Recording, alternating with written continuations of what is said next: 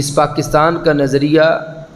جسے دو قومی نظریہ کہا جاتا ہے، یہ اسلام کا نظریہ ہے کہ مسلمان ہر دوسرے مذہب والے سے جدا ہے، کافر ہو، ہندو ہو، سکھ ہو، نصرانی ہو، یہودی ہو، قادیانی ہو، دیگر بھی جتنے بھی باطل ادیان ہیں، مسلمان کا دین ان سے علیحدہ اور جدا ہے۔ یہ ہے دو قومی نظریہ، اور اس کا قرآن مجید میں اللہ نے ذکر فرمایا کہ ان الذین کفروا من اہل الکتاب والمشرکین فی نار جہنم خالدین فیہا اولئک هم شر البریہ۔ یہ ایک نظریہ ہے جس کا ذکر قرآن پاک میں اللہ نے کیا کہ بے شک وہ لوگ جنہوں نے کفر کیا اہل کتاب میں سے، والمشرکین اور مشرکین، ان کا نظریہ بیان کرنے کے بعد اللہ نے پھر ان کی جزا کو بیان کیا، فرمایا یہ کون ہے، ان کا آخرت میں کیا معاملہ ہوگا، ہمیشہ جہنم میں جلیں گے، نکل نہیں سکتے۔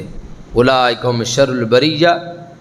اللہ فرماتا ہے میری مخلوق میں سب سے زیادہ برے لوگ یہ ہیں۔ اور پھر اس کے بعد اگلی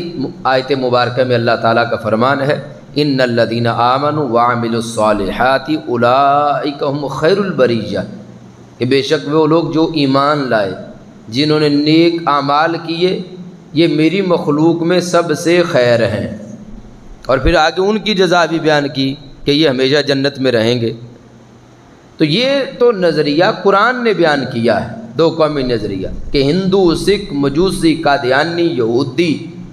اور دیگر ہر اللہ رسول کا باغی وہ ایک ملت ہے، اور مسلمان جدا ملت ہے۔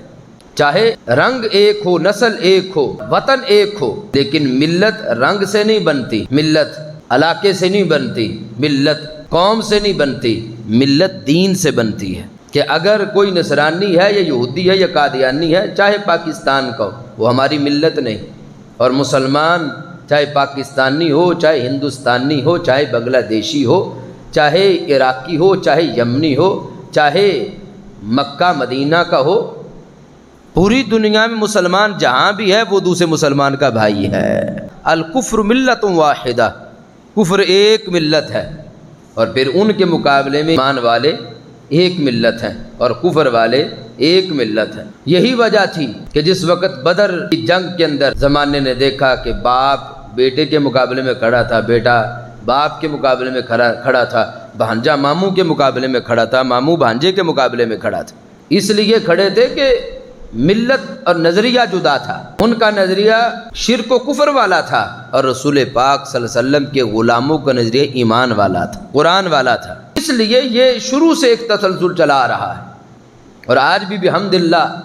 ہمارا تعلق کسی اللہ کے باغی کے ساتھ نہیں، ہم فخر سے کہتے ہیں کہ ہم اللہ کے بندے ہیں اور رسول پاک صلی اللہ علیہ وسلم کے غلام ہیں۔ اور یہودی نصرانی کے لیے بھی اللہ تعالیٰ نے فرمایا قل یا اہل الکتاب لم تکفرون بآیات اللہ، کہ کوئی یہ نہ کہے کہ وہ تو اہل کتاب ہے، کہ آج کے ایک نام نیاز شیخ الاسلام نے اپنے مساجد کے دروازے کھولے ہوئے ہیں ان سب کے لیے، اور ایک ویمبلے حال میں اس نے پوری دنیا کے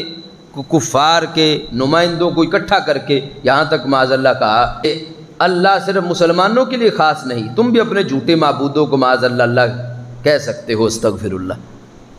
اور آج وہ کہتے ہیں یہودی اور نصرانی بلیورز ہیں، یہ کہہ کر وہ کہتے ہیں ہماری مسجدیں کھلی ہیں تمہارے لیے، تم ادھر آؤ، اپنے جس طرح مرضی شرکیہ معاملات کرو۔ اور قرآن اعلان کر رہا ہے قل یا اہل الکتاب لم تکفرون بآیات اللہ،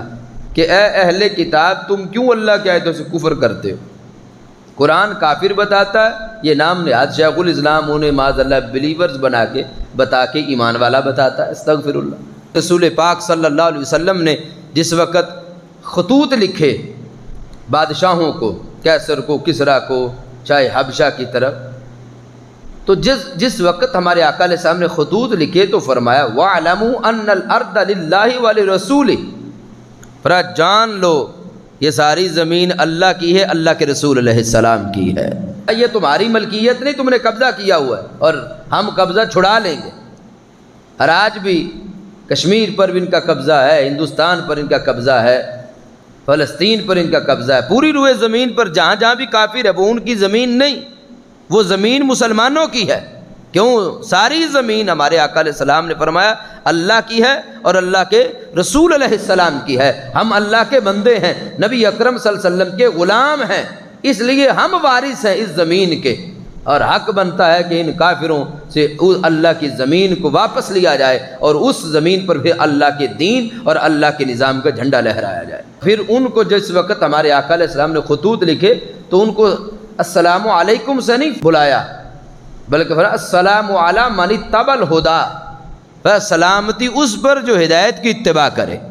پر اگر تم سلامتی لینا چاہتے ہو تو پھر تمہیں میری پیروی کرنی پڑے گی، وگرنہ میری پیروی کے بغیر سلامتی نہیں۔ جو یہ چاہتا ہے کہ وہ امن میں رہے، سلامتی میں رہے، پر اس کو پھر میری غلامی اختیار کرنی پڑے گی۔